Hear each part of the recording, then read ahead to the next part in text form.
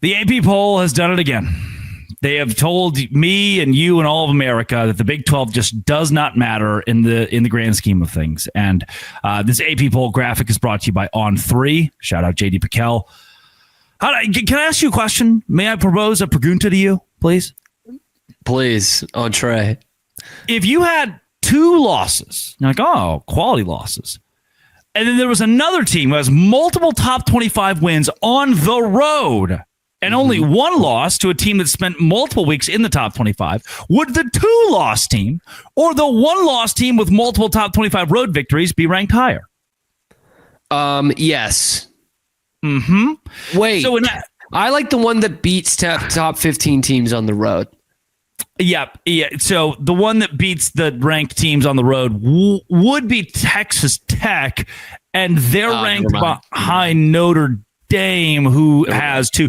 All it took was for Texas Tech to lose to, let's say, Ohio State and Oregon.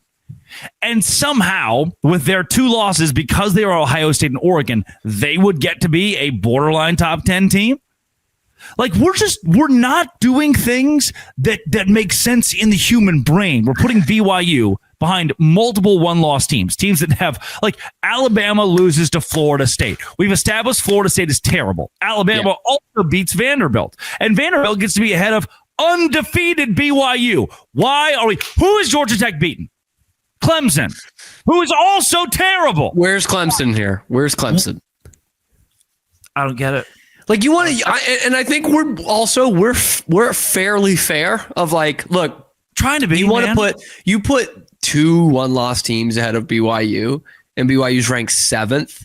Yeah, I don't know if we're freaking out. Like, it's like, okay, that's just. What if Georgia's better than BYU? Maybe, okay, maybe, right? Or Ole Miss, like, okay, possibly. But Georgia Tech, Vanderbilt, Miami, yeah, and we all love Vandy. Like, that's a great story. But I don't know that there's anything that proves to me that they're better than BYU, and they have more losses than BYU does. Most of the teams on the list have more losses than BYU does. The rankings, not the list. Tennessee. Have you watched the second of Tennessee this year outside of that Georgia game? The only seconds that I have watched were the Georgia game where they just gifted the Bulldogs a win. And they're just still hanging around there. They have now become that program that just kind of hangs around. You don't see them have big wins ever, really. And they're not a bad team. I'm not saying that, but, like, they don't win big games. They don't play for the SEC championship, and they're just always there. They're just there, right there with Tech. Just throw Tennessee in there. Throw Notre Dame in there. Break that thing up. We don't want Tech and BYU in the top 10. Can I ask you a question? Top 10. Yeah. Again, can I show you this? This is Virginia's schedule. This is all right. This was way better than the last time you asked me. Can I show you this? Virginia's number 15. They've beaten William and Mary, by the way. It's a good rivalry. Florida State, who we established, bad. Louisville's really their only quality win on here. Washington State by 2. UNC in overtime by 1, who TCU on a failed 2-point conversion. Carolina's terrible. Carolina's terrible. They also lost to NC State. And I can't name one team NC State has beaten. They get to be 15, whereas we see Cincinnati at 17. Their losses to Nebraska, who was in the first game of the season. As we know, thank you, Alabama, first games of the season when you lose don't actually get to count. Doesn't count. It's not thank a thing. You, Notre Dame. First 2 weeks don't count for independence. Not a thing. Houston at 22. Like, Missouri has 2 losses now. Houston has one of the best defenses analytically in all of college football. Utah's only 2 losses are to the number 10 and number 13 teams in the country.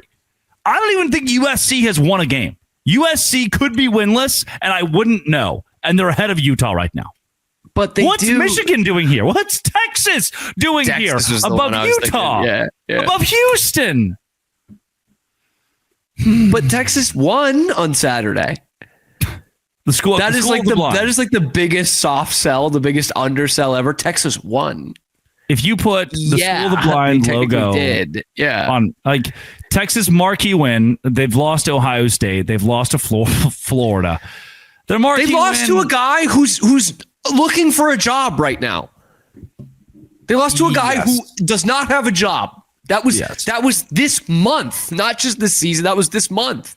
But look what they did to UTEP. To deposed Billy Napier. They beat Oklahoma, which we've come to find out, not a very good football team.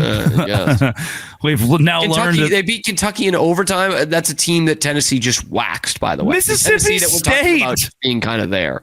Mississippi State in overtime. Luckily, they're going to lose to Vanderbilt.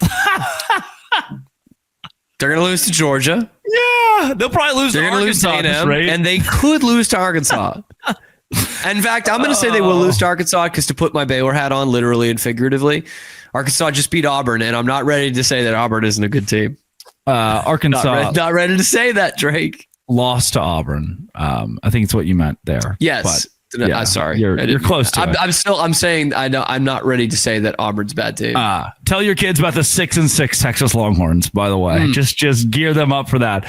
Again, I don't understand why Georgia Tech gets to you about BYU. I'll show you their resume as well. This season, we are basing all of this on them beating Colorado, who by 7 down, which is what BYU also did at Colorado.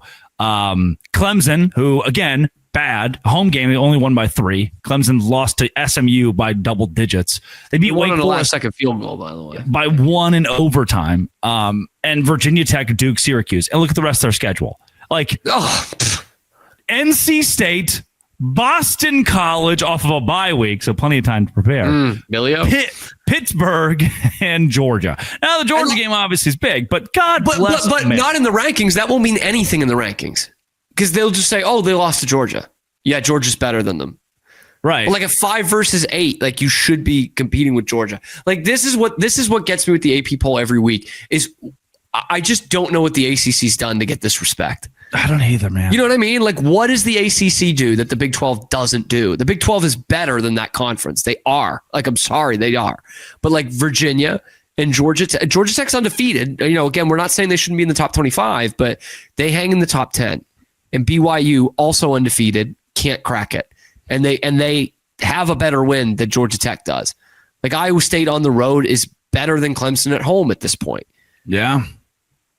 Louisville, Louisville's not a bad team, but like we could put a bunch of ACC teams in there. We're not afraid of them encroaching on the top 10, but we'll only keep 2 of the Big 12 teams around there. Why is Louisville above Houston? Much less Cincinnati. It's a good question, man. I don't know. It's a good question. Houston has a better win than Cincinnati, to be fair.